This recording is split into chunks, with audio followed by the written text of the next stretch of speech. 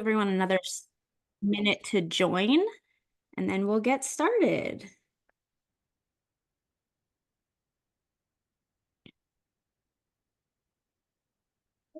All right, let's kick it off. So, welcome to What's the Role of Sensing in Next Generation Wireless Networks? I'm RCR's Catherine Speglia-Nin, and I'll be moderating today's session with our two wonderful speakers from Qualcomm. So I'm joined by Vice President of Engineering Tao Liu and Senior Director of Engineering Kiran Mukavili. Before handing it over to them, I'd like to remind the audience to please submit questions for our speakers at any time using the Q&A chat box. We will get to as many of those as possible towards the end of our time. Also, this recording and all slides will be available for download following the event. Okay, on to the topic at hand. The introduction of 6G is expected to mark the convergence of the physical, digital, and virtual realms, enabling a host of new user experiences and applications. As such, wireless sensing will prove invaluable as it allows for the detection and recognition of the physical world before it's mapped to the digital world and then interacted with in the virtual world. Our speakers will tell us more about integrated sensing and communications and how the combination of these two capabilities will enable unprecedented system efficiencies and pave the way for innovative use cases in 6G and beyond. So without further ado, over to you. Thank you. Thank you, Catherine. And welcome everyone to our webinar on what's the role of sensing for next generation wireless networks.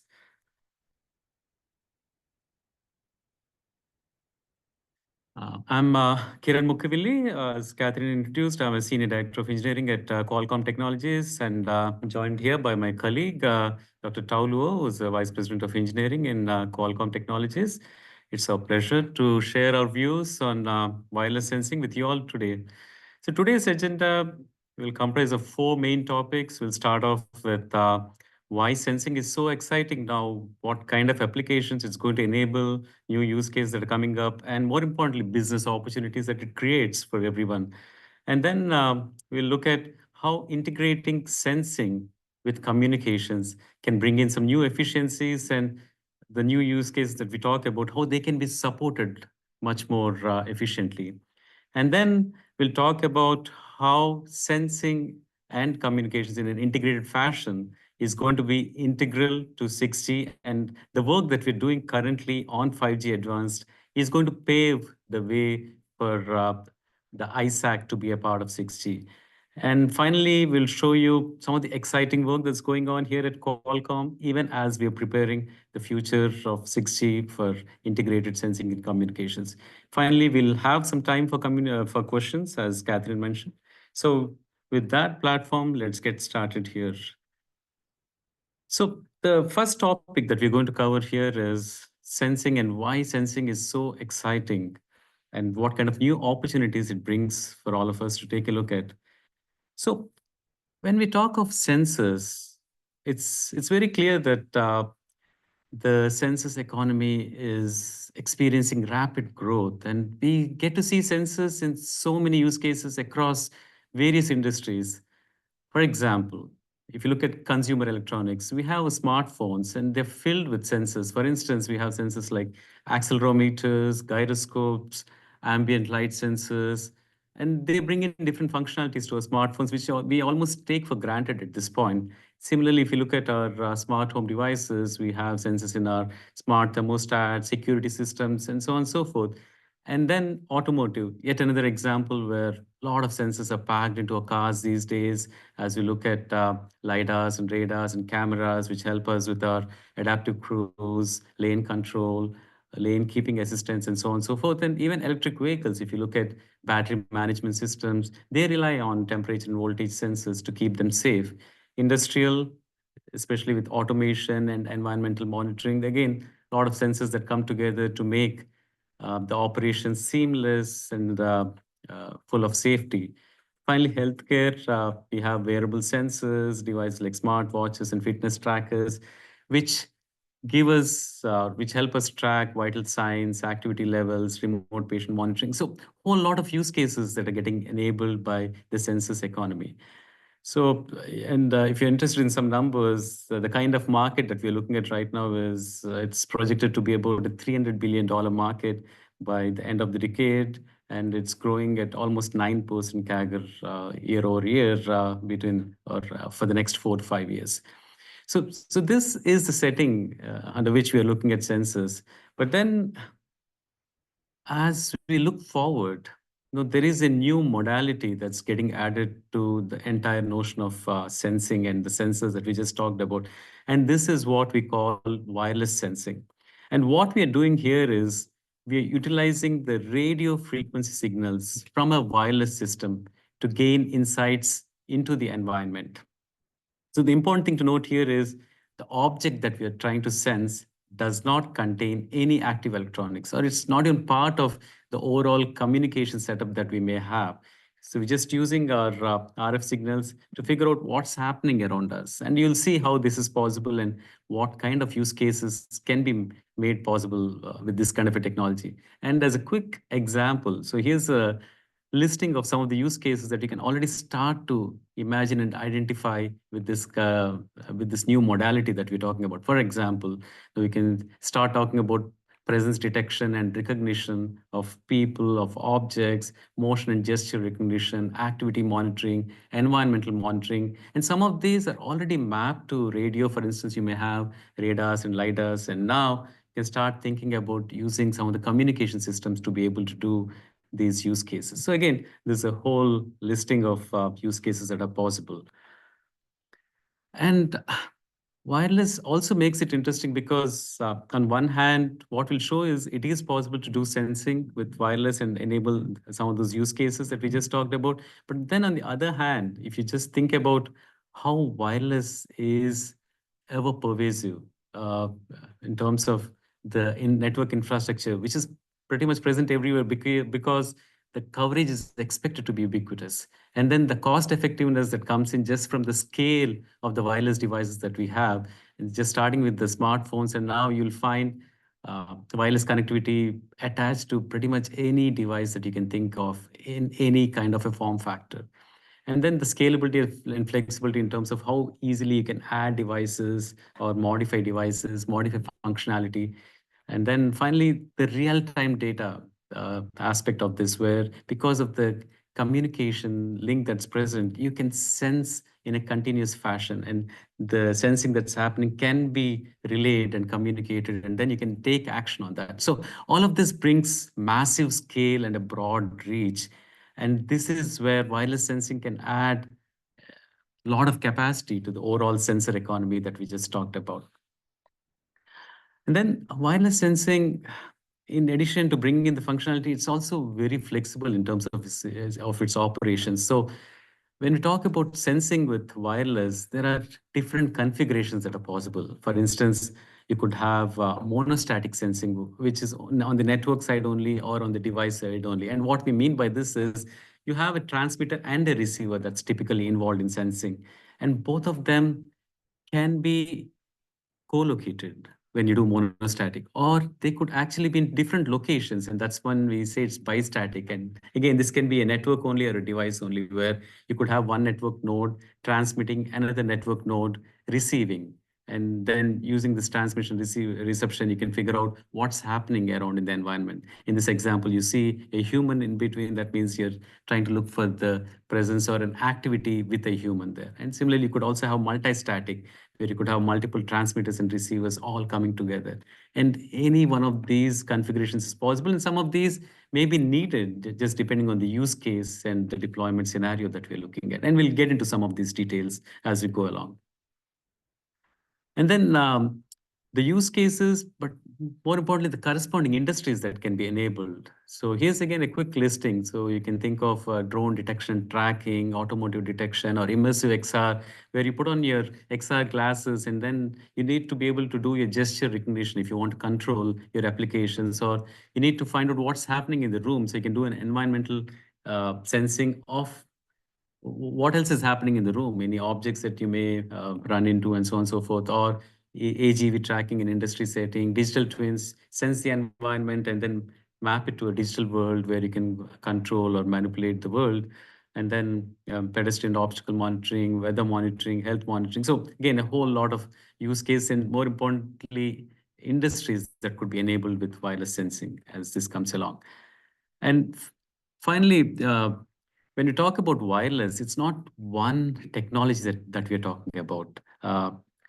Because if you look at some of the globally standardized technologies, each technology brings in its own strong points and strengths that can all be put together when we talk about a sensing kind of use case.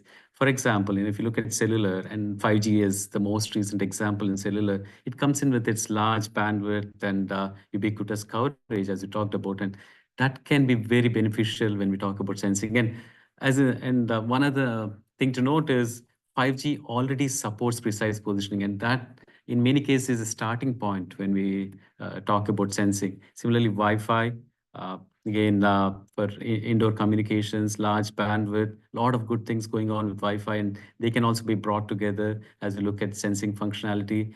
Ultra wideband, offering wideband communications and precise ranging services, and sensing is a functionality that's getting added to ultra wideband. Even as we speak, the standard IEEE standards are looking at this, and then similarly Bluetooth. So that's something to keep in mind. So wireless sensing will eventually be mapped to a collection of these technologies, and then and as we look at a hybrid solution, that's when we bring out the best of the functionalities. So with this background, I'll now hand it over to my colleague, Dr. Tao Luo, and he'll talk about how we can integrate sensing with communications. All right. So in this section, let's talk about integrated sensing communication.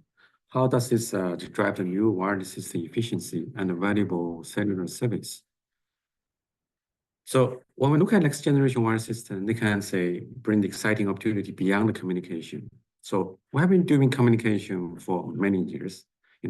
Communication can give you the voice and data in the wide area, like outdoor, rural areas, urban, and local setting, indoor, stadium, for example. This continued wireless technology evolution is connecting new device, use case, and verticals. Those technology form the backbone for sustained digital economy growth.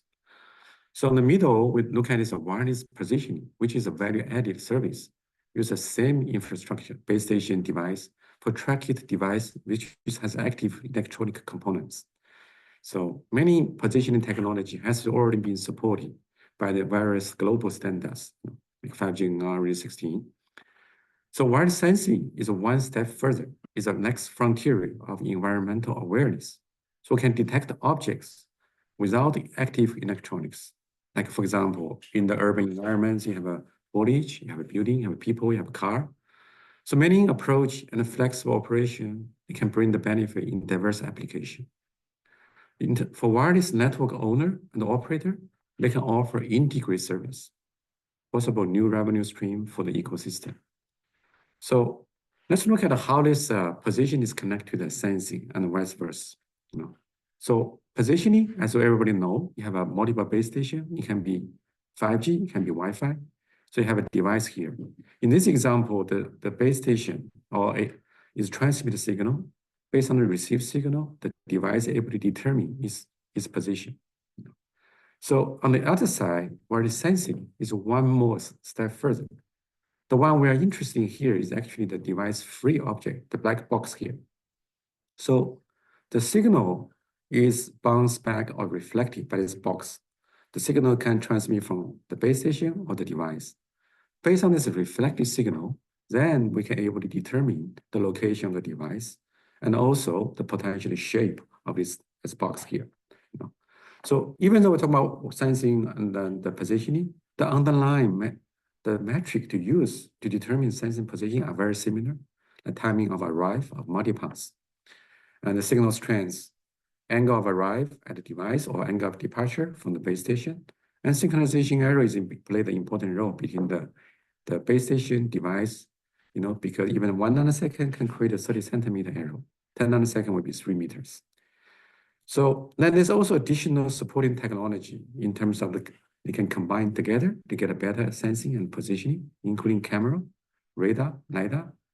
With all vast amount of data available, AI/ML is a very useful toolbox to help us to improve detection for the positioning and also the sensing accuracy. So let's look at how do we exploit the synergistic relationship between sensing and communication. On the one hand, sensing can help the communication. On the other hand, communication can help sensing. So sensing can bring together tangible performance improvement to wireless system. So it can deliver heightened environmental awareness, potentially improve communication performance. In this example showing here, I have a base station, I have a device.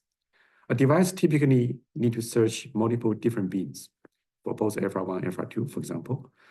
So in this case, I have 5 beams to be able to search. But while the sensing, if I determine only 3, the light color one is attributable to the device, this information can be conveyed to the device. Hey, you don't need to search all the 5 beams in this location, just search 3 of them.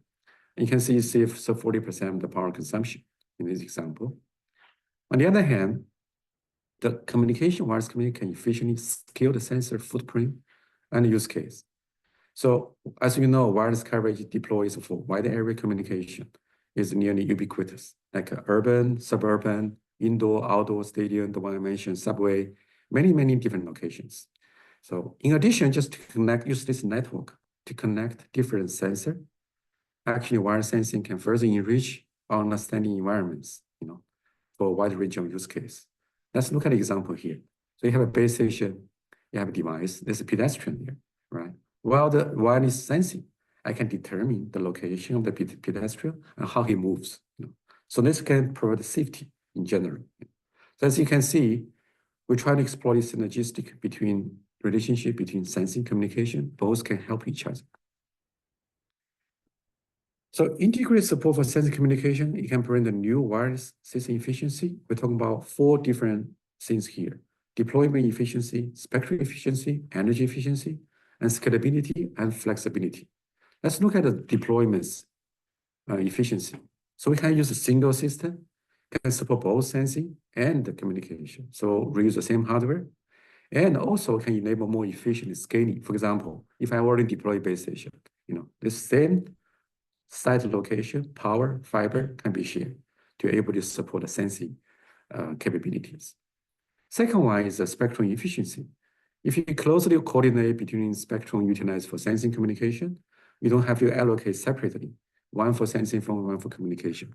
By jointly use this spectrum, we're able to improve the overall system efficiency, reduce interference. Then, because we combine the system design, then we can achieve even energy efficiency, because the same hardware, we can share the power and the processing resource between sensing communication tasks. In terms of scalability, flexibility, we can create a new value for new wireless application that require both high performance communication and sensing. For example, industry automation, you have AGV move around, with communication they need, but also with sensing capability they provide, they can improve the movement for this AGV within the factory setting, for example. So as we move towards 6G, we're in the 5G advance in terms of the 3GPP timeline. The upcoming 6G platform will provide a timely opportunity for broader ISAC adoption. So we're roughly talking about 2030. We have this 6G, and that's the platform will fuel next decade of wireless innovations. So including native system architecture, wireless air interface, and will also be designed will be efficiently support device beyond the communication, like a sensing communication, and can be integrated to this communication platform on the day one.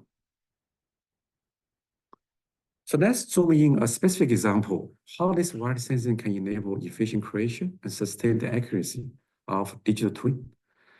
Digital twin, what is digital twin? Especially as a radio digital twin. So imagine you have this outdoor or indoor environments. If we know the propagation of these environments, then you can improve the communication. So to create this digital twin, I need to understand the radio property of the object in the environments. For example, the building, the glass, and the people, So especially in urban environments, glass is a dominant things, like Manhattan, for example, you see so many glass there. And glass has different types, and each type has a different radio property. In some of the case, glass has 0 dB loss for signal. In some cases, it may have a 30 dB loss. So by knowing this radio property, which means if you use a sensing to identify as a material information, I can create a much more accurate environments. Then with this sensing plus AI/ML and computer vision, you can automate the digital twin network of creation. So imagine you don't need to send the people to go there to measure this building, what's the radio property. This is really make the sensing scalable and make this digital twin creation also scalable. So because when you look at this environment, it's not static. You can change anytime. Some people come in, a car comes in, you know. So then we need to continuously update this in real-time fashion of this digital twin network. You know? So this requires this dynamic environments monitoring, you know. So this one we can able to generate continuous digital twin for these radio environments. Then we can take advantage of the channel we already know, which conventionally is through the feedback. General beam transmit, device receive, and feedback. But we can utilize this feedback system in a closed loop fashion, which means by using this feedback, we can continuously refine this digital twin creation, you know, because base stations in general don't move. Device can move around, but environments change, and sometimes they change faster, sometimes change slow. You know, by using closed loop operation, we're able to give you refinement of this digital twin creation over the time. So wireless sensing is a new 6G capability. So they can fill the wide range of new and enhanced use case. In the 5G, we're talking about enhanced EMBB, massive IoT, mission critical service. Now with 6G, we have a capability, say, communication, AI compute, system efficient, system resilience, and green network. Wireless sensing is one of them. So in addition, there's a 3 capability, and we did the evolution dimension increase, like a next generation broadband, pervasive access, and real-time control. Now we have the 3 additional things here: societal sustainability, spatial perception, and immersive platform and service.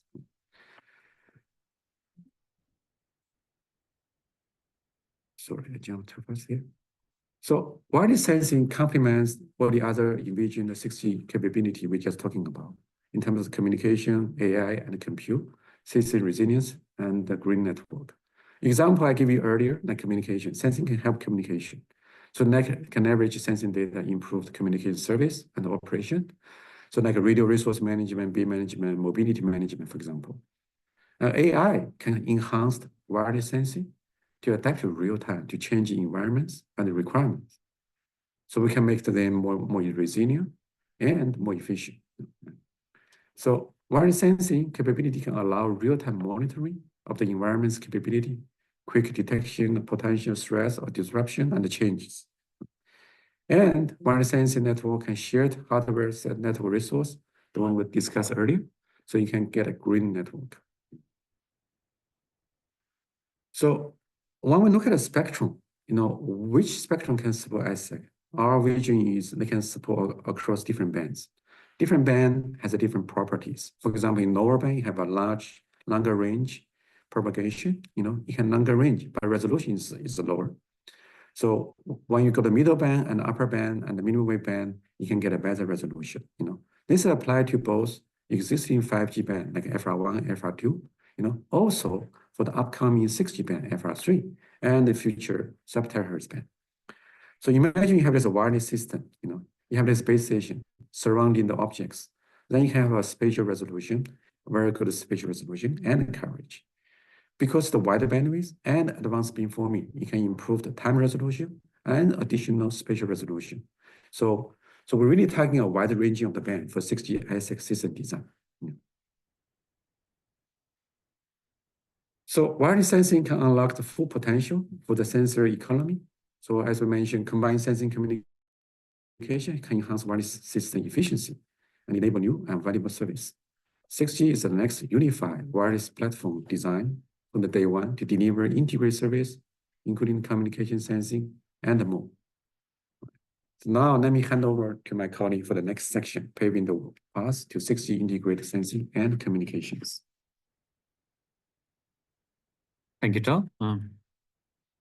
So as we just saw, the vision for 6G is to build on some of the existing functionalities and use cases that 5G can already support, such as EMBB, and take it all the way to immersive communications, massive IoT, and then hyper reliable, low latency communications, but then also bring in new use cases such as integrated sensing and communications, AI and communications, ubiquitous connectivity, extending the coverage beyond what's even possible with 5G. And in order to be able to accomplish this mission, we have to work on both enhancing some of the existing capabilities while adding new capabilities such as coverage and, more importantly, sensing related capabilities, AI related capabilities, sustainability. And this is the entire vision that's coming together both at Qualcomm as well as the ecosystem is also converging around some of these ideas around how 6G should look like. So the important takeaway here is integrated sensing and communication is going to be an important vector for us as we think about 6G and how the 6G design is going to come about. So uh, even as the ideas around 6G are forming, so the important thing to note is that 6G builds on top of what's laid out for 5G and 5G Advanced. So if you quickly recollect, 5G itself, starting with release 15, 16, 17, the three releases laid the foundation or gave the unified platform for 5G. And then 5G Advanced, it started in release 18, and 3GPP is currently working on release 19, and then release 20. So these three releases will be 5G Advanced, and then this will provide that launch board for 6G to take off. And one of the important things to note is, release 19, which is going on right now, is working on defining how sensing should look like in a wireless system. And we'll look at some of the details of how that's coming about. And the important thing to note is that that then becomes a very important foundation for where 6G starts. So for release 19, so we're looking at studying wireless sensing as a network service. So what that means is we will have opportunities for the 3GPP wireless sensors as well as non-3GPP wireless sensors to collect data about the environment based on sensing signals, send it over to a processing unit, and then that comes together depending on sensing service and the architecture that we have and the kind of applications that can be offered. And this is the architecture that's being studied right now. And in order to be able to support this, and we talked about many use cases that are possible with wireless sensing early on, and to keep the study focused, what's happening right now is there is a subset of these use cases that have been identified in 3GPP. For example, some of the use cases that are getting more attention include unmanned aerial vehicle detection and tracking, automotive vehicles, objects creating hazards on roads and railways, weather monitoring, human indoors and outdoors, AGVs. And if you look at these examples and use cases, the reason they were picked is because if you look at how the 3BP deployments take place and the kind of devices that 3BP based systems have access to, then it provides the best use of the infrastructure that's deployed to support some of these use cases. Whereas there may be other wireless technologies that may be able to support other use cases slightly better than what 3GPP may be able to do. And then even in terms of the topologies, we talked about monostatic and bistatic and multistatic. And you'll see that 3GPP currently is working on defining how these different topologies can be supported and what is needed from a spec point of view, from a study point of view, to be able to support these topologies. And in terms of the frequency bands, Tao just talked about how different frequency bands bring in their own unique aspects to the overall sensing application. And here the primary focus right now for 3PP study is to look at 0.5 gigahertz to 52.6 gigahertz, which is FR1, FR2, as well as upcoming FR3 for 6G bands. And then identify deployment use cases, again, depending on selected use case, as I said, given a particular deployment topology will also mean that some of the use cases can be supported better than other use cases. And once all of this is done, then we need to start looking at what is needed to be able to study and evaluate sensing. So what kind of channel modeling details, how do we model a sensing target, background environment, what is the radar cross section, how do we bring that into evaluations, how can we confidently say that a particular design that's standardized can support a use case and deliver the KPIs of interest for that particular use case. And for all of that, we need an extensive evaluation platform. And how do we even define how to model some of these things? So this is all the discussion that's going on right now. And the other aspect is even as you look at how the physical layer is defined, how the protocols are defined, how the network architecture comes together to be able to support this use case. So starting off with how do we enable sensing in a network, and then how do we configure and authorize sensing? So for instance, we're talking about using licensed bands for sensing. And what that means is we need to make sure that the network operator is authorized, is able to control when sensing takes place on the license band, and if that's actually disrupting any other services or use cases that the operator has already provisioned for. So all of this has to be done in a tightly controlled fashion. And then the network exposure. So how does the sensing request come about? How do the results get shared once the sensing request is in there?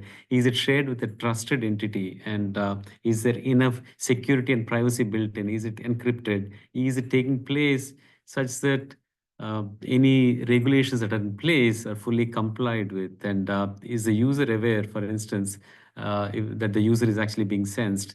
Is it happening in a location where it's allowed? So there are a lot of these other aspects also that need to be taken into account. And that's where it's important that the entire architecture is taking these requirements into account from day one as we put together this the new service that's coming together.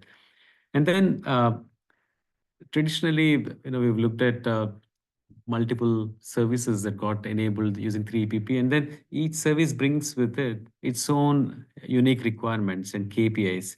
And when we look at sensing, some of the KPIs that become important and interesting are accuracy of the positioning estimate. As you look at an object there, where exactly is it located, and how well are we able to locate that in space and time?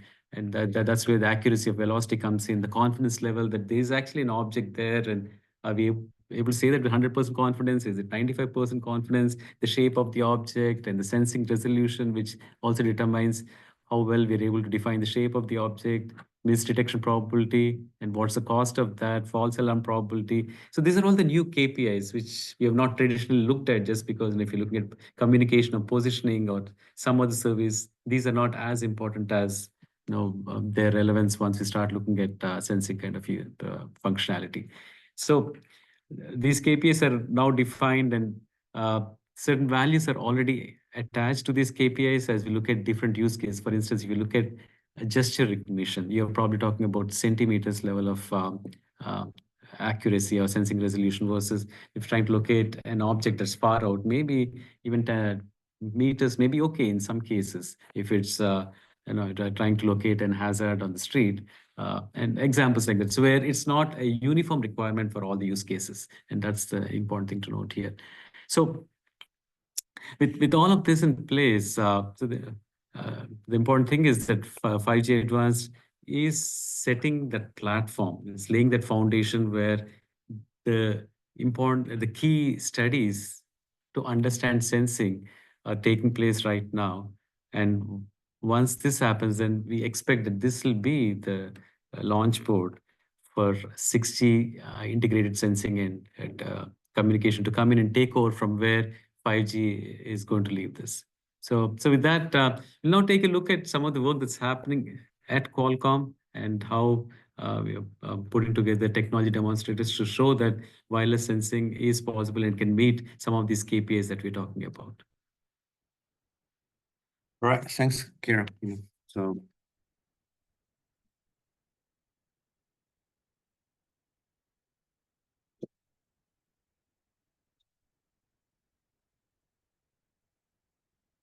So we have this advanced sensing. We have this different technology we have been showcased in the last few years. So in this example, we're going to show the last 5 years what we have been showing in terms of the different technologies here. In 2021, we showed the Wi-Fi 5 GHz for indoor human presence and motion detections. Then 2022, we're showing this single object detection in the outdoor environments. Then 2023, we further increased this spectrum, not just multiple object detection in the outdoor, also extend the spectrum to 60 GHz. So indoor high resolution sensing and object detection, localization and tracking for AGV. 2024, we further expand to the sub-terahertz. So this one, we do also material type identification. Remember, we're trying to do is a digital twin creation. It's an important technology to enable network. Then we'll continue this research towards the 6G ISAC. So first, let's give you example, Wi-Fi indoor human presence and motion detection. So in this environments here, you're going to see the either office or enterprise in this setting.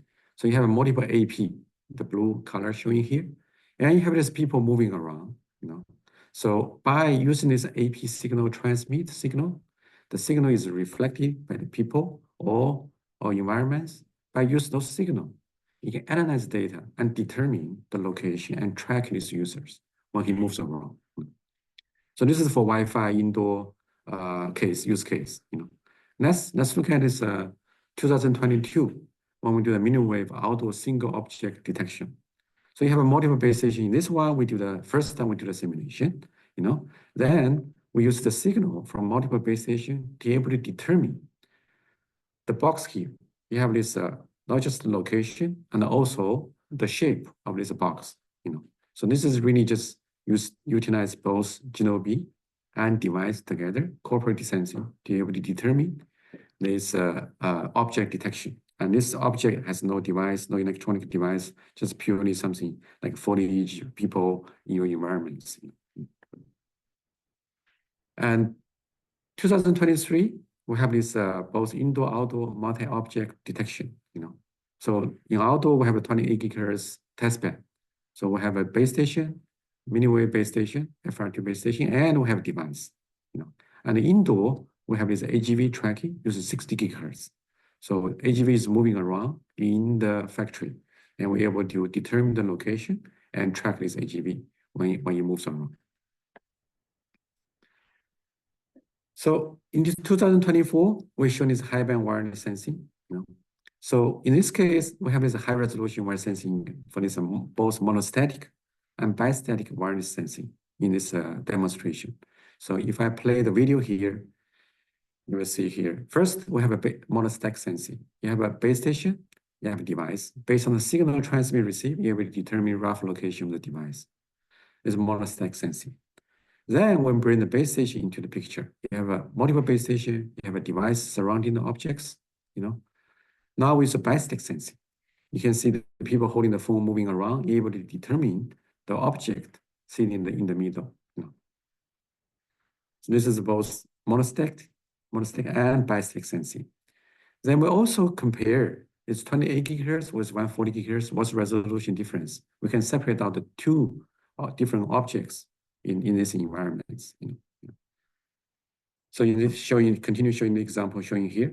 So you can see that with the larger bandwidth, you're able to differentiate the object with more accurate. Oh, what's going here? So, sorry, I think the some slides is yeah. So working on the key longer term research vectors, there's a 6 vector we're really talking about here. AI native communication, scalable network architecture, and expanding new spectrum, not just the FR1, FR2, and also the FR3 and the subterahertz. Air interface, innovation, supporting positioning sensing, gigamimo, and arrays, and the other technologies. Emerging the physical, digital, virtual world, you can get an immersive interaction and communication resiliences. Right? So all this 6 vector, we enabling the path towards the 6G. So sensing is an emerging wireless capability can unlock this new use case and business opportunities. So once we integrate sensing communication, it can drive new wireless system efficiency and the valuable cellular service, the one we mentioned earlier. The path to 6G integrated sensing communication is already starting. With 5G, we already have the 3GPP release 19 on this sensing study, channel modeling, for example. So we are pioneering this foundational wireless research and accelerating the physical and digital convergence. Okay, thank you.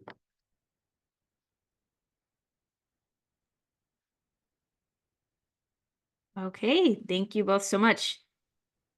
We have several questions here, but please, for those listening, keep asking your questions as we're talking through what we already have here. So let's start with this question that I'm going to kind of put for both of you. You can decide how, if you'd both like to answer.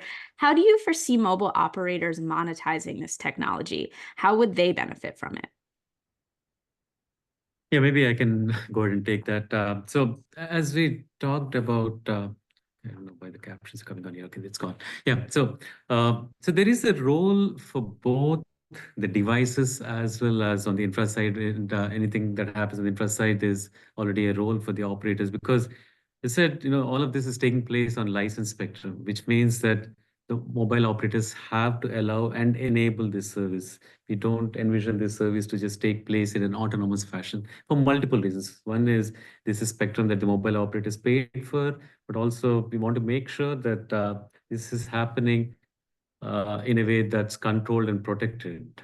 So from a regulatory point of view, from a privacy point of view, security point of view, and so on. So given this context, so it'll be a service that will be offered by the mobile operators, and they'll have their own charging mechanism and all the controls that come along with it as well. So there is definitely going to be a big role for the operators in the overall provisioning of the sensing service. How did you want to add anything to that? Yes, actually, given the operator has a wireless system, right? They deploy base station in rural, urban area, indoor, outdoor, many stadium. You see all these infrastructures there. So you can use the same hardware and infrastructure for the sensing in addition to the communication. So that's the new revenue for them. Okay, great. And we have another question here that's kind of about who or what is benefiting from this, right? So what is the benefit for the UE to implement integrated sensing and communications? It seems that the benefit is more on the network side. Yeah, maybe let me talk about this one. So as I mentioned, there's a different modes of the sensing. You have a monostatic and bistatic and multistatic, right? Even monostatic, you have a both device and the GNOB side, right? And in the bistatic, you can base station to base station or also base station to the device, So the device, when you do the communication, as already mentioned, one example I give you earlier, So today I have to continuously do the reporting to the GNOB to be able to reflect the CQI, signal strength, all these metrics, So once this network can create is a digital twin, for example, the one example I gave you earlier. So you know the environments in a way, So at least they can give you assist information to help you. Hey, you don't have to search all this being, you don't have to report all this computer, all the CQI stuff, You can narrow down your range. In that sense, reduce your computation requirement and you save your user power. So that's the benefit I can see for the device side. Okay, great. As an example. Yeah, absolutely. And Tao, I think I'm going to go right back to you here. I have two technical questions from someone. How does a node decide when to sense and what to communicate? And do nodes share raw data, compress semantic data, something else? Oh, okay. So determine this, as I mentioned, we want to integrate the sensing community in the same system, right? We share the same spectrum, right? In the spectrum, you have a different way to share it. You have a TDM fashion. I use first, use the next, or you can do the SDM, spatial multiplexing, just like MU MIMO, In one of the direction, you use the sensing, the other direction, you serve the user. So in this way, they can reuse all this spectrum in a more efficient way, right? So I think in general, this is when you look at this all this communication, what you decide, and it also depends on also traffic loads, right? In some cases, you don't have traffic. That's one of the benefit. You can leverage your existing assets to able to utilize for the other purpose when you are not using it. And maybe just to add one point, I think one part of the question was also about what does the node decide, or how does it decide what to sense? Yes, yeah. So as part of that, I think it'll also depend on what the network is configuring the node to do. For example, because it's a service that's offered, and based on the specific application, the network may also configure the node that, okay, there is a particular region or direction or location where there is some interesting activity that's happening, and therefore I'd like to find out what's going on there. Can you help out with what's happening there? Or then node can configure itself to, depending on whether it's an application that's supported locally or with network support. So it does tie into the overall application and the scenario of interest. Okay, great. I also have a few questions here about AI. Right, of course I do. Like, which AI models can be used for this? Kieran, maybe you want to talk to us a little bit about how AI is going to fit into this. Yeah, so as I said, positioning is a great starting point when we think of sensing. And if you think about positioning, you already have been looking at a lot of AI models and how to improve the performance of positioning. In some examples, if you're able to collect some data, get some fingerprints for how the wireless signals look like for a given deployment in a particular region, then that will help us, for instance, with positioning. And similarly, now taking that one step further, what happens is we are still collecting the wireless signals, looking at how the channel responses look like. And there are certain signatures for different objects. So for instance, if you want to figure out what kind of a material you're looking at, based on the signature that we get from channel response, we can train our ML models to go figure out, is it a material that you've seen before? Does it match with the signature, with the shape of the material, size of the material, and so on and so forth? So okay, it does come back quite a bit to how much of data we can collect and train, but then there is a huge scope and potential here for ML models to learn from what we see in the environment and then use it as we go forward. Great. Hal, anything to add about AI? Yeah, so if I just give you one simple example, in the traditional positioning, you use a line of sight information, right? You have a base station using line of sight. Now, once you have rich scattering multipath, you don't want to throw away. AI can help you to be able to determine, like a fingerprint Kiran's mentioned earlier, right? Similarly for sensing. When we look at sensing in reality, it's not just the reflex signal from the desired object you want to detect, it's a lot of other clusters showing up in the environments. So how do we differentiate the true one versus the one you don't want? And all this vast amount of data coupling with all this sensing, not just signal, right? Also have a camera, other things. When you merge them together, AI is really, really a useful toolbox to help us to improve the accuracy and remove these unnecessary objects. Okay, excellent. Will cellular sensing be sharing the bandwidth with communication? If yes, will that not take away from capacity for operators? I have a few questions that kind of are similar to that. Kieran, maybe you wanted to start?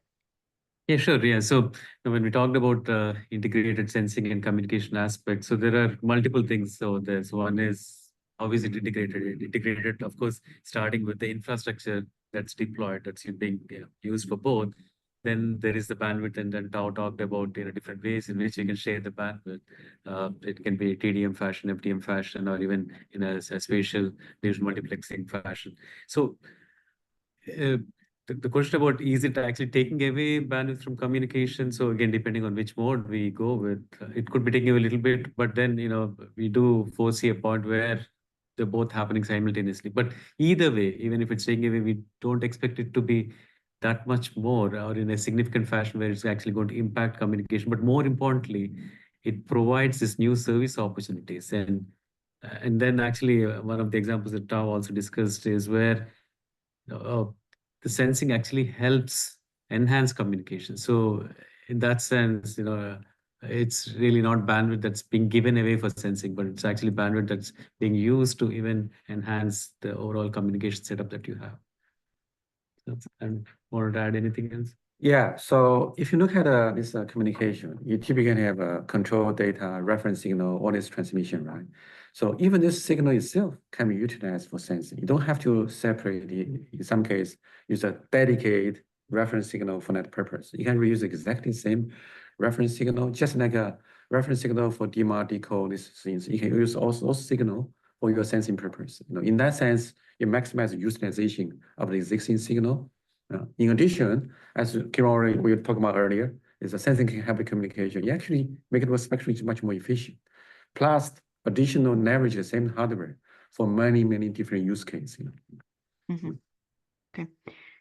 Does the accuracy of wireless sensing vary depending on the frequency of the RF signal? For example, increases when the frequency is higher.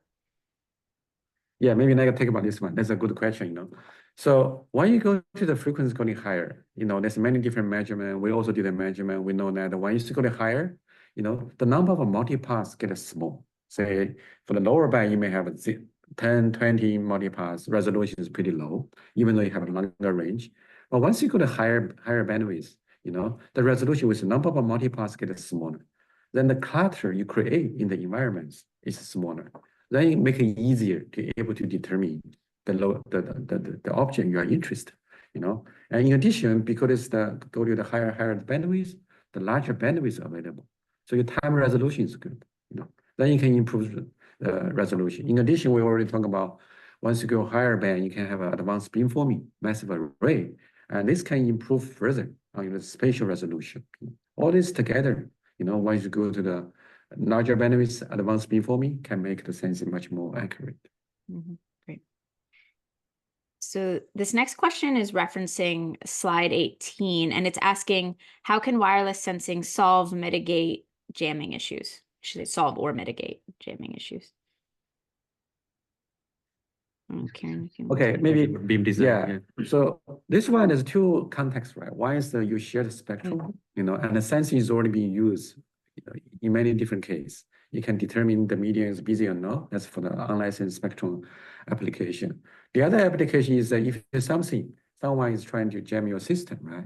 And there's a signal transmit, and signal will be captured by your reference signal. And eventually, when you determine why there's some strange signal coming along, so this way you can able to determine this is the legitimate signal or something else. I just give you one example.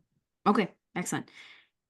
Do you think there will be hardware requirements or modifications to deploy sensing, or is it more of identifying multipath and reflections? So there are multiple configurations that we talked about. So we talked about, for example, monostatic, where to be able to enable monostatic, you will require some hardware modifications where you may have to support full duplex, either in the same radio, or you need to be able to place two radios, transmit and receive with sufficient isolation. So different techniques to be able to do that. So that's one scenario where clearly there's going to be some impact on hardware or how the node is actually put together. Versus there could be other configurations where we talked about bistatic or multistatic, where your transmitter and receiver are separated, two different nodes and entities all together. And there, you could even use some of the existing hardware or existing architectures. And it's really more about the algorithms and the processing that you do, whether it's traditional signal processing or ML-based algorithms, whatever that happens to be. But in that case, there may not be as much of a requirement for hardware modification. So it does depend on the use case and the topology that you're looking at. Okay, great. How important of a role do you foresee private networks being in the kind of initial commercial uptake of this? So I'm not sure this is a question even related to the sensing. This is a general question, right? So, Okay. Yeah. I guess the assumption here is maybe that someone implementing a private network would be interested in having this type of sensing and communication integration. But we can certainly skip it if you feel. So maybe just to add a point, just to on the lines of what you mentioned, yes, this is definitely yet another feature that should make private networks more attractive because, for instance, there could be some examples, let's say on industrial floor, AGV tracking. Right, I think that's the implication. Yeah. Examples like that where we have shown that we can do precise positioning with private networks and 5G and 6G coming up. Similarly, now we can also do sensing, and there could be some safety applications around that as well. And so now you can map more and more functionalities to existing infrastructure. You don't have to bring in new infrastructure or additional cost to be able to support this functionality. So all of that can be mapped to the existing infrastructure. I think that would be the benefit there. Right. Okay, great. So this one's kind of just asking, what are some of the challenges that remain for sensing, kind of from a technical or even a business perspective that Qualcomm is focusing on? Yeah, so maybe we can even start with the let's look at this technology challenge, So as I mentioned earlier, so when you look at sensing, especially imagine you are in some like a Manhattan city there. So right. So there's so many people, so many cars moving around, So which one is your interest in? There's so many, the signal, once radio signal is transmitted, there's a lot of reflection going on. goes through the wall, goes to the window, multi-pass, single bounce, multiple bounce, then in the end, you want to say which one is interesting to you, right? Which one is not interesting to you. You can see there's a scaling problem we're trying to resolve, which means how many objects you can simultaneously determine without losing this resolution, for example. And we want to have a decent performance, also false alarm, misdetection, all these metrics, So that's why when we mentioned earlier, the AI plus traditional signal processing can help us to able to improve. It's not just improve the signal processing, also remove the unnecessary one you are not interested in. Right? So this definitely is challenging facing ahead. So that's the definitely we're trying to resolve in the next few years. Okay, great. Karen, anything to add there? Yeah, I think just adding a little bit on top of what Tom mentioned, we should also be judicious in terms of the use cases that we pick for a particular topology. We cannot solve every use case that's listed there with every topology. This is a natural mapping and matching, and we need to be careful. And as I said, it's when we talk of wireless sensing, it's not just one technology that should be in the picture. It's really a collection of different wireless technologies, and there may be some technologies that are a better match to a specific application versus other technologies to other applications. And we need to look at this as sum total, and we need to be really judicious about that. Okay, excellent. And we have 3 minutes left. So I kind of saved this question for last because we got several questions that are related. And it's sort of the question of how does wireless sensing compare to other modalities? What are maybe the direct benefits to some of what we already have kind of out there? And I thought this could be kind of a good way to finish us off here.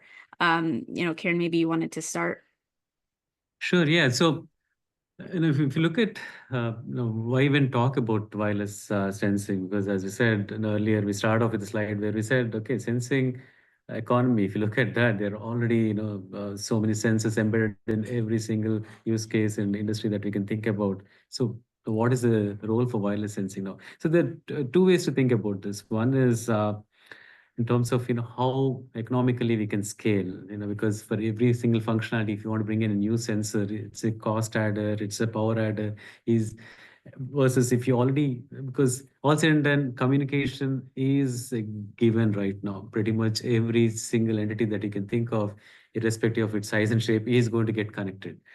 And that's pretty much a requirement. So given that wireless is already embedded, if we can also map sensing to that, and if we can show that wireless sensing can pretty much accomplish the functionalities that we could have had otherwise with this very specific sensors, that's definitely an advantage, because now you can reduce the number of systems that you're working with, and you can leverage the cost that you're putting in for your wireless communication system itself. So I think that's going to be a huge factor. And the second thing is the ubiquitous nature that we talked about. There are maybe some use case, for instance, hazard on a rail line, which could be in a remote setting. Now, how many cameras are you going to deploy along a rail line to be able to accomplish the same thing that you can do with a wireless infra node sitting maybe even hundreds of meters away, but has coverage? Just given the ubiquitous nature of wireless, it is expected to have coverage everywhere. So that turns out to be actually a much more efficient way of serving that particular use case compared to just looking at these alternate solutions, which may not be as economical or may not be as easy to scale up. So that's again one example. Great. Yeah, and just one thing I want to add is that you can imagine you have a base station tower sitting, say, in some cases, 30-meter high, right? The range they can reach, and also reach the high tower, high-rise building, residential, business district, right? The scope and the view you can see, plus billions of devices, is already has, if you want to enable this device, how much you can see. This is a 3D version of this world, the world. That would be complementary. Then there's all this sensor already. Yes, they can add, but in the end, you can see how this volume and this wireless system can create for you for new sensing and reach all this new area you never reached before.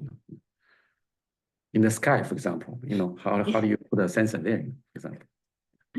Perfect. Right on time. Thank you both so much for this. It's been super interesting, and thank you everyone for attending and asking all of your great questions. Thank you so much. It was a pleasure for us. Thank you. Yeah. All right. Bye, everyone. Okay. Have a good day.